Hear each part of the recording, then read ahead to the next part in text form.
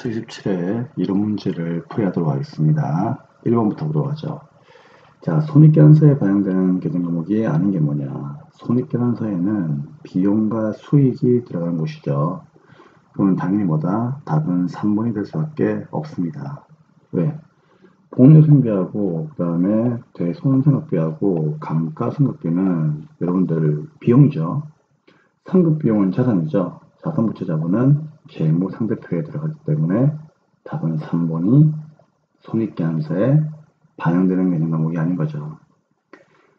당연한 거니까 넘어갈게요. 자, 2번. 자, 이번은 결산시, 이게 결산문제죠. 미지급 이자 비용을 계상하지 않았다. 즉, 계상이란 말은 뭐예요? 그냥 분기하지 않았다. 분기하지 않았다면 당기 재무제표에 어떤 영향을 주는가? 자, 이거 한번 보도록 할게요. 그럼 만약에 분기했다면 어떻게 했을까요? 차변에 뭐 이자 비용으로 분기를 했겠죠. 얼마인지 모르겠고, 그 다음 대변에 뭐다?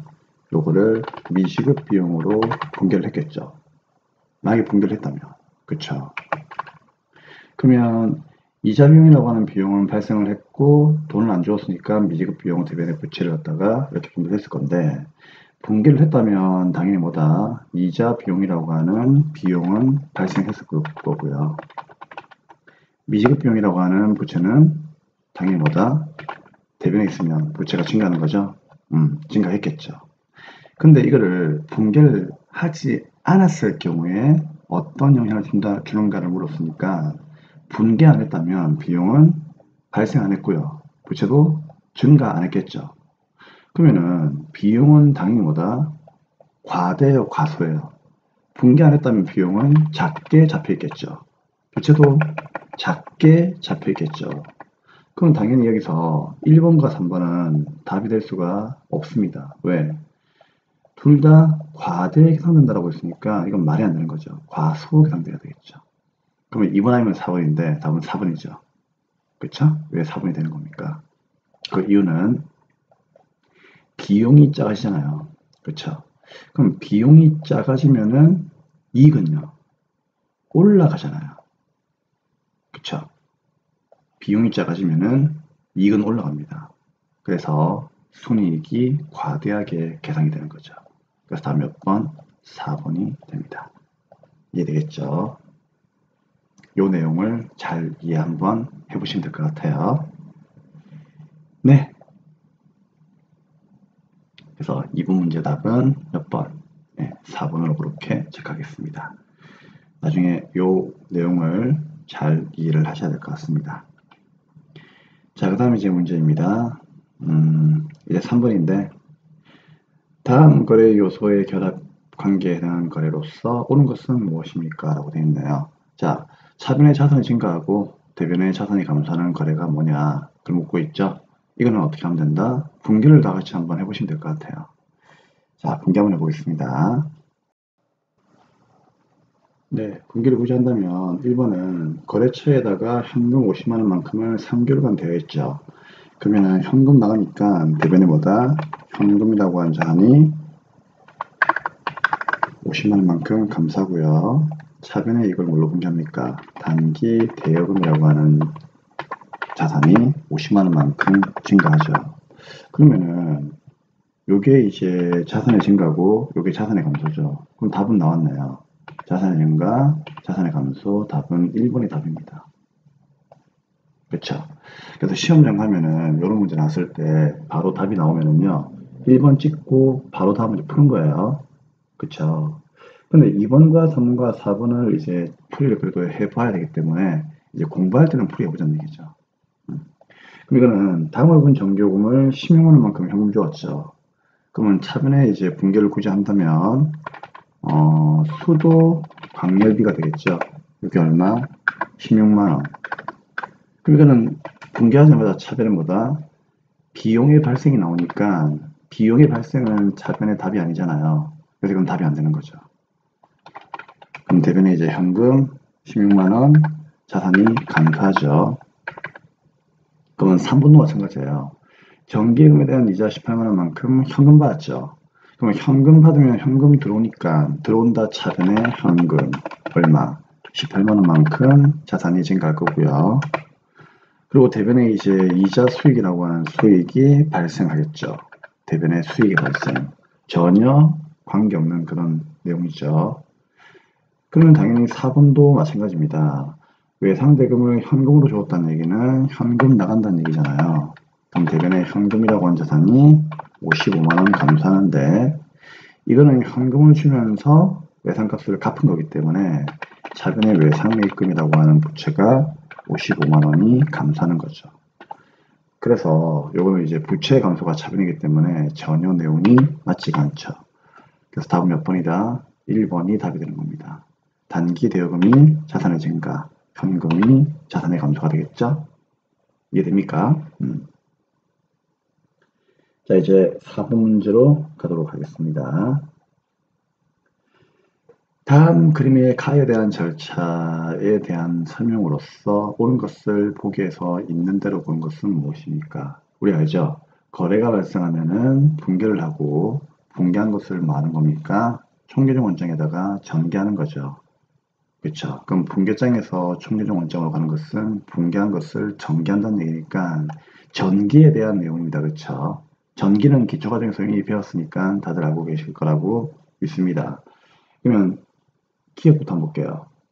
붕괴장의 기입 내용을 해당 계정에 옮겨 적는 과정이다라고 되어 있네요. 그쵸? 맞는 말이죠. 그럼 기억은 났고, 그 다음에 니어는 전산회계에서는 자동 처리되기 때문에 가해 과정이 생략된다. 쌤이 이거 누누이 얘기했죠. 전산회계에서는요, 프로그램에서는 only 쌤이 붕괴만 잘하면 된다고 했죠. 그래서 기초과정 수업할 때 전기는 뭐만 하면 된다. 그렇죠. 이해만 하시면 된다고 했죠. 왜? 전산이 다 해주니까. 그럼 결국 답은요. 기억하고 니어는 맞는 말이고요. 그 다음에 가는 어느 계정 어느 변에 얼마를 기입할 것인가를 결정하는 절차래요. 그렇죠? 이거는 이제 이래 보시면 돼요. 강은 어느 계정 어느 변에 얼마나 기입할 것인가를 결정한 절차이다. 이거는 여러분들 붕괴에 대한 내용이죠. 그쵸? 붕괴에 대한 내용이에요. 그러니까 우리가 이제 전기를 하기 전에 그쵸? 예를 들어서 이제 뭐 거래가 일어났다. 그럼 붕괴할 때 어떻게 합니까? 첫째 이름을 찾는 거죠. 그 이름이 계정 과목이고요. 맞죠? 그 다음에 이걸 두 번째 어떻게 합니까? 어느 변에 적을 것인가? 그쵸? 어느 변에 적을 것인가? 그쵸? 자, 그걸 이제 결정하는 것은 붕괴하는 절차였죠. 그래서 우리 붕괴할 때 첫째 이름을 찾고 두 번째 어느 면에 적을 것인지를 고민하고 세 번째 금액은 얼마인가 뭐 그런 내용 쌤이 얘기한 적이 있었죠. 그렇죠? 그래서 이것은 붕괴에 대한 내용입니다. 그럼 붕괴에 대한 내용은 거래가 발생하면 붕괴하기 때문에 이제 요 디귿은 요 위치에 있어야 되는 그런 내용이죠. 그렇기 때문에 디귿은 전개하고 전혀 관계가 없습니다. 그럼 다음 몇 번? 2번이 맞는 말이죠. 자, 5번입니다. 회계상 현금으로 처리할 수 있는 것은 무엇입니까? 뭐 다른 건 몰라도 쌤이 뭐 자기야수표 정도는 꼭 여러분들 기억을 하라고 했죠. 이거 기억나십니까? 우리 페이지 한번 찾아보죠. 우리 통화대용증권 몇 페이지였습니까? 41페이지였죠. 잠시만 41페이지 한번 갔다 올게요. 자, 요때 그 현금 계정 공부할 때 현금을 대신해서 사용할 수 있는 그러니까 통화를 대신해서 사용할 수 있는 증권 해가지고 요 회계처리 시 요런 아이들은 전부 다 현금으로 분배한다. 요때 쌤이 자기화수표가 가장 많이 나오고 그 다음에 타임밸런스표가 가장 많이 나온다고 얘기를 수업 시간 때 들은 적이 있었죠. 그렇죠? 그럼 당연히 240페이지에 다시 가볼게요. 다음 몇 번입니까? 2번이 되는 거죠. 6번 태평의 단기매매증권과 관련된 총계정 원장의 일부입니다. 이와 관련된 내용으로서 옳지 않은 것은 무엇입니까? 라고 되어 있습니다. 그쵸? 자, 그러면 1번부터 한번 보도록 할게요. 자, 1번 4월 5일 날에 단기매매증권의 취득원가는 100만원입니다. 자, 단기매매증권을 물어보고 있으니까 여기로 가야 되겠죠? 그러면 4월 5일 날. 자, 이거 알죠? 들어오면 어느 변? 차변. 그러니까 단기 매매증권은 자산이니까 들어오면 차변이고 나가면은 대변이 되는 거죠. 그러면 요거는 취득을 했다는 얘기예요. 얼마? 100만 원. 그렇죠? 그러면은 1번은 뭐예요? 지금 옳지 않은 거 먹고 있으니까 맞죠? 1번은 맞는 말이죠. 잠시만요. 조금 줄이겠습니다. 그러면 1번은 맞는 말이에요. 그러면 2번 7월 24일 날에 매각한 단기 매매증권의 처분 금액은 58만 원입니다. 그러면 7월 24일 거는 여기하고 이제 여기를 보면 되겠죠. 여기 이제 날짜가 두 개가 있으니까 동시에 봐야 돼요. 그렇죠? 그럼 이제 팔았으니까 단기 매매증권이 나갔다는 얘기죠. 50만 원이 나되니까. 그렇죠? 근데 여기 한번 보세요. 나갔는데 문제는 뭔가 하면은 이걸 얼마 받고 팔았느냐 그걸 알아야 되는데 7월 24일 날에 대한 거래는 이거밖에 없다는 얘기죠. 그쵸? 근데 58만 원이 나왔고 24일 날에 단기 투자산 처분 이익이 나왔다는 얘기는 팔아서 아무튼 8만 원의 이익을 봤다는 얘기죠. 그러면은 50만 원치를 팔았는데 이익이 8만 나왔다는 얘기는 58만 원을 팔았다는 얘기거든요. 그러면 당연히 이분도 뭐다? 맞는 말이죠. 그쵸? 그럼 남은 건 3번, 4번인데 자 3번 보니까 단기 매매증권의 기말 공정가액은 40만 원이다라고 나와 있죠. 그쵸? 자 왜 40만 원일까요? 한번 생각해 보세요. 처음에 내가 주식을 100만 원치를 사왔죠. 그쵸? 그 다음에 이제 50만 원치를 팔았죠. 그러면 100에서 50을 팔았으니까 남은 건 얼마? 50만 원이죠. 그럼 장부에는 50만 원치의 주식이 있었단 얘기죠. 이해되겠습니까? 근데 나중에 우리가 12월 말일 되면은요, 항상 단기 매매증권은 평가한다고 있잖아요, 평가. 근데 평가했을 때 주가가 40만 원이에요. 그럼 평가했을 때 주가가 40만 원이라면 50만 원짜리가 40만 원 되었으니까 평가 손실이 10만 원 났겠죠.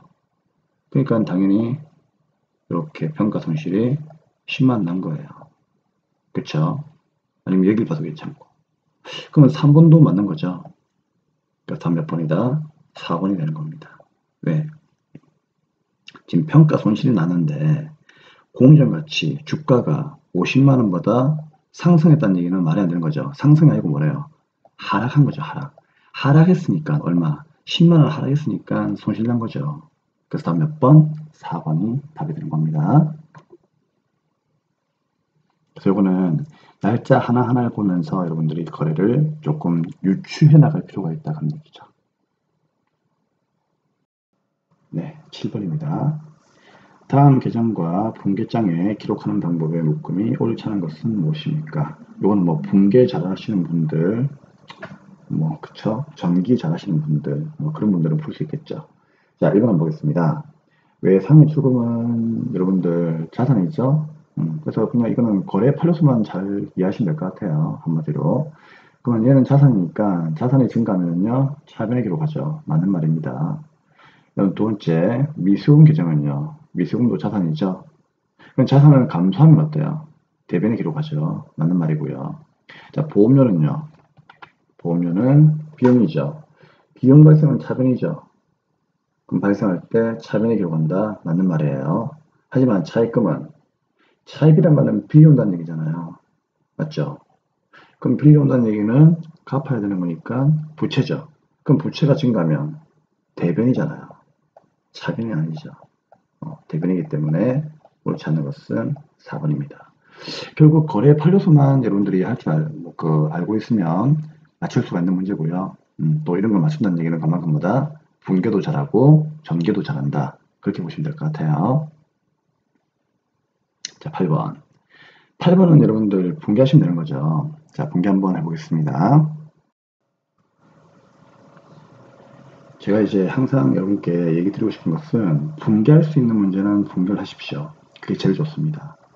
분개할 수 있는 문제는요, 시험장에서 시간이 충분히 있으니까 분개를 해보는 것도 가장 뭐죠? 빠른 방법이에요. 머릿속으로 생각하려고 하지 마시고요. 분개할 수 있는 건 분개를 하셔야 됩니다. 자, 그러면 볼게요. 차량의 처분이죠. 그러면은 취득가 3,500만 원짜리가 있었는데 얘를 이제 팔았다는 얘기죠. 자, 그러면은 분기하면 대변은 뭐다? 차량 운송료가 나간다는 얘기죠. 얼마? 3,500이에요. 그렇죠? 그러면은 당연히 짝지인 누구? 감가상각 누계액도 당연히 제거가 되겠죠. 얼마? 2,100만 원입니다. 그렇죠? 그럼 쌤이 이제 이렇게 분기할 때는 항상 요거하고 요걸 보라고 했죠. 그래서 요 두 개를 자 이렇게 이제 차감하시게 되면은요. 자 3,500만원짜리가 가치가 2,100이 떨어졌다는 얘기는 얼마입니까? 1,400이 현재 장부에 가치라는 얘기죠. 그래서 한번 적어볼게요. 장부의 가치는 뭐다? 1,400이에요. 그럼 쌤이 얘기했잖아요. 장부의 가치보다 높게 팔면은 높게 처분해버리면은 뭐가 나온다? 이익이 나오고, 그쵸? 이익이 나와요. 이익이. 그리고 장부의 가치보다 낮게 처분하면요 당연히 손실 나오는 거죠. 그쵸? 근데 얘는 뭐다? 높게 팔았으니까 300이라고 하는 이익이 나오는 거죠. 그쵸? 그럼 도대체 이제 얼마에 팔았을까? 그쵸? 이익이 나왔다는 얘기는 대변의 수익이 발생했다는 얘기잖아요. 그럼 대변은 뭐다? 유형자산 처분 이익이 얼마? 300이 발생했다는 거죠. 맞죠? 그러면 1,400짜리를 얼마에 팔았길래 이익이 300 나왔을까? 그럼 당연히 뭐죠? 요 두 개를 더하면 되겠지 뭐. 그쵸? 그쵸? 그럼 더하면 얼마입니까? 1,700이 되겠죠? 답은 3번입니다. 그리고 여기 대변의 합계에서요. 자변의 합계 빼면은요. 여기 얼마 남는다? 정확히 1,700 남겠죠? 그게 처분가액이에요. 맞죠? 그게 처분가액이에요. 여기에 1,700이 들어간 겁니다. 아시겠습니까? 그래서 여러분들 이렇게 정 모르겠다 싶으시면은 이제 분계를 좀 잘해보시면 되고요. 그쵸? 혹시나 여러분들이 그래도 좀 연습을 많이 하셔가지고 알겠다 싶으면 어떻게 한다? 그냥 장부의 가치를 구하면 돼요. 그러면 장부의 가치보다 많이 받았으니까 이익이 났겠지. 그쵸? 그러면 1700. 그렇게 가는 거예요. 맞죠? 근데 이거조차 이해가 안 되신다면 그건 뭐가 안 되는 거죠? 당연히 이제 복습의 부족이니까 나중에 처분과 관련된 페이지를 찾아가셔가지고 다시 한번 연습을 하시고 돌아와서 풀어보는 것도 나쁘지 않은 방법이다 그런 얘기죠. 그래서 이 유형계산 처분에 대한 분계는 쌤이 정말 여러분께 중요하다고 했고요. 혹시나 이 내용이 좀 부족하거나 조금 실력이 조금 미흡한 경우에는요. 옆 페이지 보여드릴게요. 교재 96페이지 가봅시다. 자, 96페이지 가면은요. 90 여기에 5페이지인가? 여기에 이제 유형자산 처분에 대해서 나와 있고 쌤이 문제를 96페이지에서 필수예제 4번을 쌤이 5문제 이렇게 풀어드린 적이 있었죠. 나중에 교재 한번 보세요. 그렇죠? 이 문제를 조금 여러분들이 많이 풀어보셔야 됩니다. 네, 다시 이제 돌아오겠습니다. 자, 이제 242페이지 자, 9번 문제 한번 풀어보도록 하죠.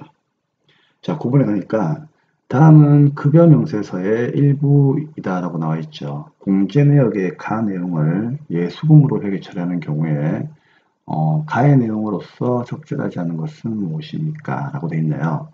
자, 그러면 보겠습니다. 자, 여기 보시니까 급여 명세가 나와 있는데 가 내용을요. 예수금으로 처리한대요. 예수금으로. 맞죠? 그럼 예수금으로 처리한다면 쌤이 전에 얘기했잖아요. 예수금이 될 수 있는 건 뭐가 있다? 기억나십니까? 소득세. 그쵸? 그러니까 소득세하고 뭐 지방소득세. 그쵸? 플러스 그다음 뭐가 있다고 했죠? 사회보험. 맞죠? 사회보험이라는 얘기죠. 그럼 이 사회보험 하면 여러분들 좀 생각나는 게 주로 뭐 어떤 것들이 있었죠? 건강보험, 뭐 국민연금, 그쵸? 그 다음에요. 뭐 고용보험 같은 거 있죠. 네, 그런 걸 쌤이 얘기를 했을 겁니다.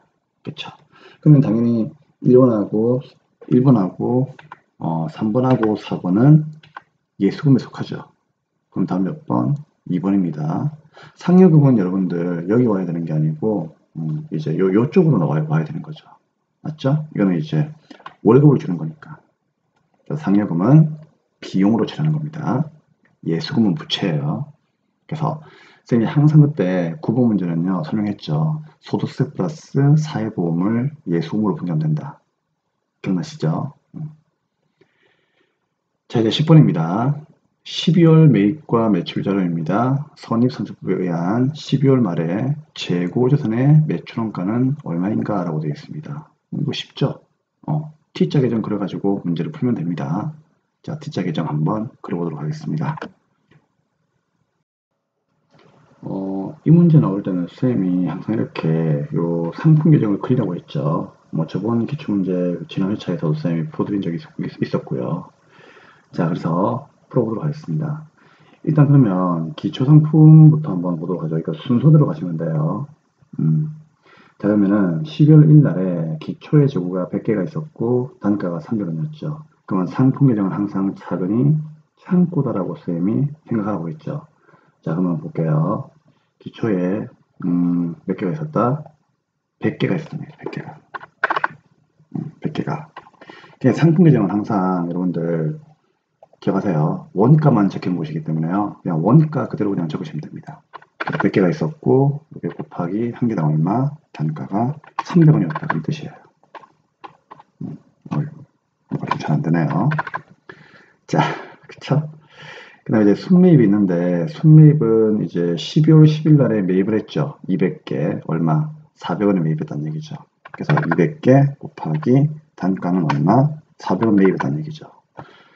그리고 나서 이제 12월 18일 날에 우리가 물건을 팔았는데 여기서 중요한 거 뭐였습니까? 무조건 여기서 매출이 나오게 되면은요. 그쵸? 이때는 뭐다? 단가를 신경 쓰지 말라고 했죠. 뭐만? 판매된 수량 150개만 신경 쓰면 됩니다. 근데 이 문제가 무슨 법이죠? 선입 선출법에 대한 문제예요. 맞죠? 그럼 선입 선출은 12월 18일 날 현재 입장에서 이제 물건을 팔았으니까 걔가 바로 누가 된다? 매출원가가 되는 거거든요. 그쵸? 그러면 12월 18일 날 입장에서는요. 창고에 100개와 200개가 서로 다른 단가로 창고 안에 쌓여져 있다는 얘기죠. 근데 선입선출은 먼저 들어온 걸 먼저 팔아야 되기 때문에 우리가 150개를 먼저 들어온 것부터 팔면 돼요. 그쵸? 그러면은 일단은 뭐다? 100개 300원짜리를 일단 먼저 보내야 되겠죠. 그쵸? 하지만 아직 뭐다? 50개가 남아있으니까 이제 요 100개와 300개는 300원짜리는 더 이상 창고에 존재하지 않겠죠. 그쵸? 그럼 어디에서? 당연히 200개에서 50개를 빼와야 되겠죠. 그러면은 여기에는 자 여러분들이 50개를 분개하면 되는 거죠. 그쵸? 그럼 50개 분개하면은 50개 기록하면은 50개 곱하기 얼마? 400원짜리가 나간다는 얘기죠. 그쵸? 그러면 이때 여러분들이 조금 편하게 하려면요. 이렇게 하고 나서 이제 어떻게 한다? 이 수량을 조금 여러분들이 고쳐주시면 돼요. 얼마? 200개에서 50개 나왔으니까, 여기 이제 몇 개 남아있으니까 150개 남아있죠. 이게 되겠죠? 자, 그러면 이제 문제는 그 다음 문제입니다. 12월 27일 날, 자, 이제 매입을 했죠. 그럼 매입을 했으니까 몇 개? 100개를 매입했죠. 그러면은 여기다가 또 그대로 또 적으시면 돼요. 100개를 매입했고, 한 개당 얼마이다? 500원짜리를 매입을 했네요. 그렇죠? 500원 이렇게 하면 되겠죠. 자, 그럼 이제 게임 끝났습니다. 먼저 매출원가부터 보도록 하죠. 매출원가는 우리가 이만큼이죠. 자, 100원짜리를 300에 팔았고 그 다음에 50원짜리를 300에 판 게 아니고 300원짜리가 나갔고 50개가 미안합니다. 400원짜리 나갔으니까 요걸 전부 다 더하면은 매출원가가 되겠죠. 그렇죠. 그럼 매출원가부터 한번 보여볼게요. 요게 100원에 300이면 얼마입니까? 3만원이고요. 그 다음에 50에 400이면은 2만원 되겠죠. 그러면 3만원, 2만원이니까 5만원이죠. 그럼 일단 답은 1번과 2번에서 이제 구해야 되는 거니까 3번, 4번은 답이 안 되겠죠. 그쵸? 답이 안 돼요. 그럼 이제 1번 아니면 2번이 답인데, 이제 기말 재고 자산을 우리가 이제 파악을 하면 되겠죠. 기말 재고는 결국 누굽니까? 쌤이 X를 취지하는 요 나머지가 그대로 기말 오는 거죠. 기말에 팔고 남은 거니까. 그러면은 계산기를 잡아야 되겠죠. 150 곱하기 400. 그럼 얼마? 6만 원이고요. 그 다음에 100에서 500 곱하면은요. 5만 원이죠. 그러면 6만 원에 5만 원이니까 11만 원만큼이 기말에 팔고 남아 있는 거겠죠. 맞죠? 그럼 얘가 그대로 뭐가 된다? 기말 재고액이 11만 원이 되는 겁니다. 아시겠죠? 어려운 건 아니죠, 그렇죠? 그러면 이 문제 답은 몇 번입니까? 결국 1번이 답이 되겠네요. 그럼 2번도 답이 아니네요, 그렇죠? 그래서 1번이 답이 되는 겁니다. 아시겠습니까? 그래서 이거요, 너무 어렵게 생각하지 마시고 상품 계정에서 한번 여러분들이 쓰고 지우고 하면서 한번 풀어보시면 될 것 같습니다. 아시겠죠?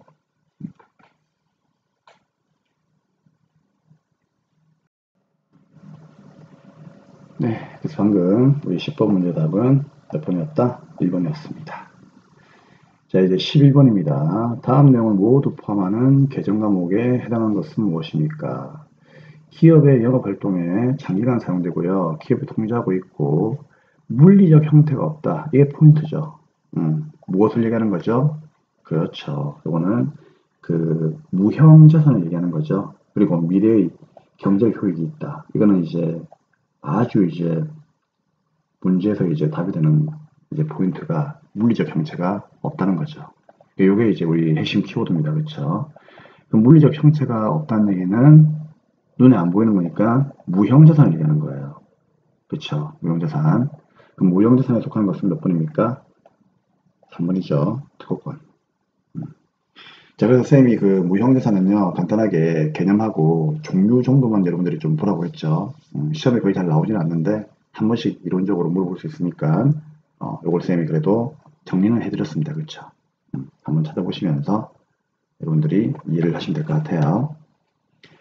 자, 그다음에 이제 12번입니다. 자산과 자본이 다음과 같을 때 부채 총액은 얼마입니까? 라고 되어 있죠. 이거는 뭐 어떻게 하면 돼요? 그렇죠. 이거는 뭐 BS를 그냥 그리면 되는 거죠. 한번 그려볼까요? 네, 뭐 이거는 BS 재무상대표를 한번 그려보시면 될 것 같아요. 어떻게 하면 되죠? 차변의 자산, 대변의 부채 자본이니까 지금 물어보고 있는 문제는 부채의 총액이 얼마입니까? 물어보고 있죠. 그럼 어차피 차변과 대변의 합계는 뭐다? 같으니까. 그쵸? 자산은 자산대로 어디에 넣으면 돼요? 차변에 넣으시면 되고요. 그러면 상품, 차량 운반구, 맞죠? 이런 것들은 비품, 이런 것들은 전부 다 자산이잖아요. 이거는 여러분들 솔직히 그냥 점수를 주는 문제입니다. 그쵸? 자본금은 당연히 자본이고요. 그쵸? 그러면 자산이 전체 얼마예요? 45만 원인데 얼마를 뺐길래 진짜 내게 20만 나왔을까요? 당연히 모자라는 금액 얼마? 25만 원이죠. 답 몇 번? 2번이 답입니다. 이거는 진짜 여러분들 그냥 점수를 주는 문제니까 이거는 여러분들 맞추셔야 돼요. 아시겠죠? 이게 안 된다는 것은 아직까지 개정 과목이라든지 이런 걸 지금 현재 못 외우고 있기 때문에 문제가 안 풀리는 거거든요. 그래서 여러분들 조급해하지 마시고 개정 과목들을 매일매일 보셔야 됩니다. 아시겠죠? 자, 그냥 점수를 주는 문제이다. 그렇게 보시면 될 것 같습니다. 자, 그래서 답은 2번이었습니다. 자, 13번. 거래가 발생했을 때 회계 처리로서 가장 적절한 것은 무엇입니까? 이거 분결한 얘기죠. 그러면 사용 목적으로 토지를 1억 원에 취득을 했고요. 그렇죠? 그 다음 대금은 어떻게 했다? 약속보험을 발행하여 지급을 했고요. 취득 및 등기와 관련된 비용 30만 원만큼을 자기하수표로 납부를 했습니다. 그러면 토지를 사왔으니까 토지는 얼마? 1억이죠. 근데 여러분 그건 알잖아요. 이거와 취득 시에 관련된 비용들은 뭐다? 전부 다 토지의 원가에 포함하죠. 그럼 토지는 1억이 아니고 1억 30이죠. 그럼 여기에서 답이 될 수가 없는 것은 2번과 그쵸? 여기 토지 1억 돼 있으니까 4번은 답이 될 수 없죠. 그럼 답은 1번과 3번에서만 찾으시면 되겠죠? 이렇게 소거해 나가면서 문제를 푸는 겁니다. 근데 쌤이 요거 때문에 옛날에 그 문제를 쌤이 일부러 이제 한번 만들어 준 적이 있었는데요. 여러분 그 유형자산 페이지 51페이지인가? 아닌데 91페이지구나. 한번 가볼까요? 그렇죠. 우리 이거 유형자산 공부할 때 좀 더 가야 되겠네. 쌤이 왜 자본적 지출과 수익적 지출 91페이지 한번 펴보세요. 자본적 지출과 수익적 지출 요거 설명할 때 문제를 풀었잖아요. 근데 쌤이 여기다가 그 중간중간에 이제 문제 풀 때, 이게 아니었네. 미안합니다. 다시, 어디로 가지? 89페이지로 가야 되는구나. 뭐, 그럴 수 있겠죠, 그쵸? 자, 89페이지. 자, 89페이지가 아니고, 전 90페이지. 그래서 90페이지에 유형자산 문제 풀고 나서, 그쵸? 제가 필수예제 2번에서 유형자산 구입할 때 쌤이 한 번씩 여기다가 막 오음 이런 거 막 넣어놨죠. 그쵸? 건물을 구입하고 오음을 주었다. 그때 이게 쌤이 지급오음이 아니라 미지급금이다. 뭐 그런 얘기를 한 적이 있었고요. 기억나십니까? 음. 그래서 이제 이런 거에 대한 실력을 여러분들이 좀 키우기 위해서 쌤이 그 오음을 주는 분기에 대해서 이렇게 문제를 조금 몇 개를 만들어 놓은 부분이 있었다는 얘기죠. 그래서 96페이지에 유형자산 첫 문제에서도 쌤이 여기 뭐 뭡니까 승용차를 팔아먹고 매각하고 그다음 뭐다 어음을 받았다 해가지고 이것도 바드럼이 아니고 미수금이다. 뭐 이렇게 이제 몇 개 문제를 좀 넣어 놓은 적이 있었죠. 그렇죠.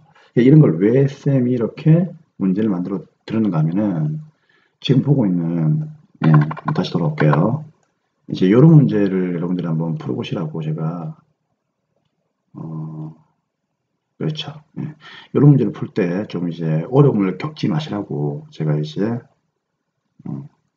그런 문제들을 이제 가끔씩 이렇게 넣어 놓았다는 얘기죠. 그래서 이제 토지를 투자했을 때 약소금을 주었다는 얘기는 어음은 주었지만 이거는 장사입니까? 장사가 아닙니까? 즉 장사, 상거래가 아니죠. 그럼 이때는 지급어음을 쓰는 게 아니고 뭐다? 어음이랄지라도 위지급금을 쓴다. 그런 얘기를 했죠. 그래서 답은 3번이 되는 겁니다. 아시겠죠? 그래서 1번도 답이 안 돼요. 자, 곱게 가세요. 상품을 사거나 팔 때, 즉 상품을 사오거나 매입하거나 팔 때, 즉 매출했을 때, 그때 어음이 왔다 갔다 하면은 바드럼과 지급어음이 가능해요. 왜? 이건 장사니까. 근데 토지나 이런 유형자산들을 거래할 때는 어음이 왔다 갔다 하면은 절대로 바드럼과 지급어음을 쓸 수가 없습니다. 왜? 이건 장사가 아니니까. 그때는 미수금과 미지급금을 쓰시면 되는 거예요. 자, 14번. 다음은 일반 기업 회계 기준의 손익계산서 작성 기준에 대한 설명으로서 가장 잘못된 것은 무엇입니까? 자, 이런 거는 여러분들 그 손익계산서 작성 기준 이론 문제인데 저는 그냥 개인적으로 이런 건 전산회계 1급 때 가서 그냥 하는 것을 좀 원하고 있습니다. 그래서 회계 2급 때 굳이 뭐 이런 걸 갖다가 여러분들이 뭐 공부할 필요가 있을까 싶긴 하지만 그래도 나왔으니까 풀이만 해드리고 가볍게 넘어갈게요. 자, 수익은 실현되었을 때 기준으로 계산합니다. 그 실현주의라고 하죠. 그래서 자, 요거는 이제 두 가지만 쌤 여러분께 좀 필게 드릴게요. 우리 그 회계에서 비용은요 무조건 뭐다 발생주의예요. 맞죠? 근데 수익은요 발생주의는 맞는데 얘는 하나 더 뭐다 실현주의로 따라가고 있죠. 그러면 실현주의란 말이 뭔가 하면은 정말 현금이 실현되었을 때 수익을 잡아라 그런 얘기죠. 그러니까 수익이 실현되었을 때 그때 잡아라는 얘기죠. 근데 비용은요 발생주의인데요. 얘는 이제 실현되었을 때만 붕괴하는 게 아니고 비용은 예상되었을 때도 붕괴할 수 있거든요. 그래서 비용은 뭡니까? 보수주의를 따라가기도 한다는 얘기죠. 그럼 보수주의는 뭔가 하면은 오늘 이제 우리가 그 예상이 되는 비용을 미리 붕괴할 수 있는 거거든요. 뭐 예를 들면 대손 충당금액 설정하시죠. 그렇죠. 그런 경우에는요. 이제 예상이 되었을 때 비용을 처리하는 거죠. 그래서 비용은 여러분들 그 실현주의까지는 여기에 넣지 않습니다. 그래서 수익이 실현주의를 기준으로 계산하고 그 다음에 수익과 비용의 인식 기준은 발생주의가 원칙이다. 맞는 말이죠. 그래서 1번과 4번은 맞는 말입니다. 그쵸? 그래서 원칙은 발생주의지만 수익은 뭐다? 실현주의를 더욱더 중요하게 생각한다. 그런 얘기죠. 그러면 당연히 뭡니까? 2번 아니면 3번 둘 중에 하나가 답인데 답은 2번이죠. 왜? 수익과 비용은 순액이 아니고요. 총액으로 기록을 해야 됩니다. 총액으로. 총액이란 말이 무슨 말인가 하면은 수익과 비용을 손익계산서에 작성할 때 그쵸? 전체 금액을 다 기재하는 얘기죠. 그러니까 퉁치지 말라는 얘기예요. 예를 들어서 내가 손익계산서를 작성할 때 예를 들어서 자 이자 수익이 있고 이자 비용이 있어요. 맞죠? 그럼 이자 비용이 있고 이자 수익이 있어요. 그렇죠? 그럼 내가 이제 이자를 받을 게 얼마가 있다? 100원이 있고 이자를 줄 게 얼마가 있다?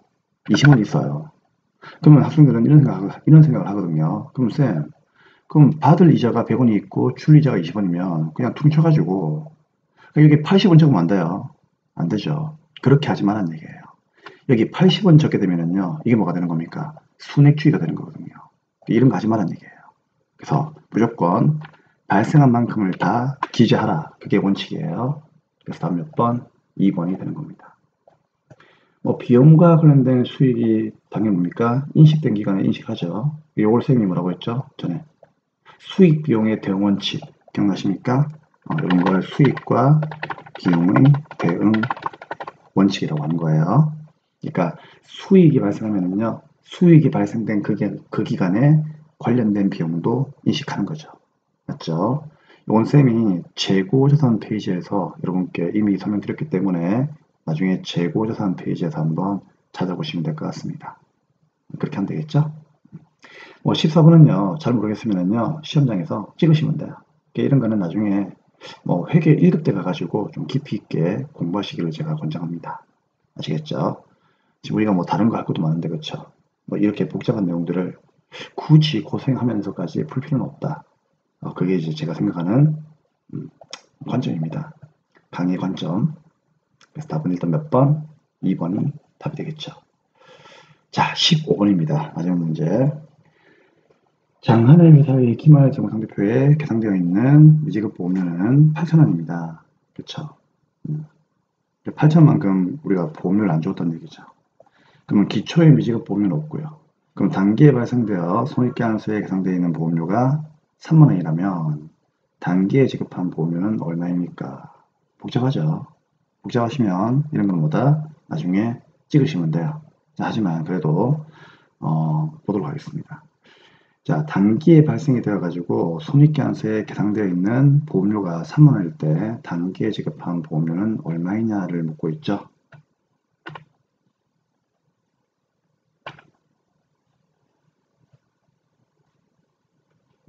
갑자기 왜 이래? 죄송합니다.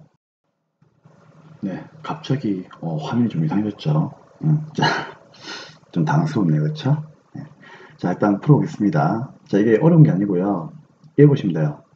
단기에 발생한 보험료가 손익계산서에 이제 3만이라는 얘기죠. 무슨 말인가 하면은 이번 연도에 손익계산서에서 이제 보험료가 3만원이 있다는 얘기는 단기에 우리가 1월달부터 12월달까지 줘야 되는 보험료가 얼마이다?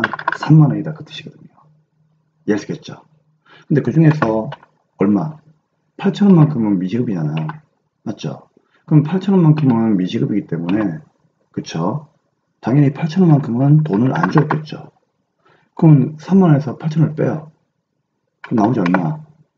22,000원은 어떻게 쓸까? 돈을 주었겠죠. 이해됩니까?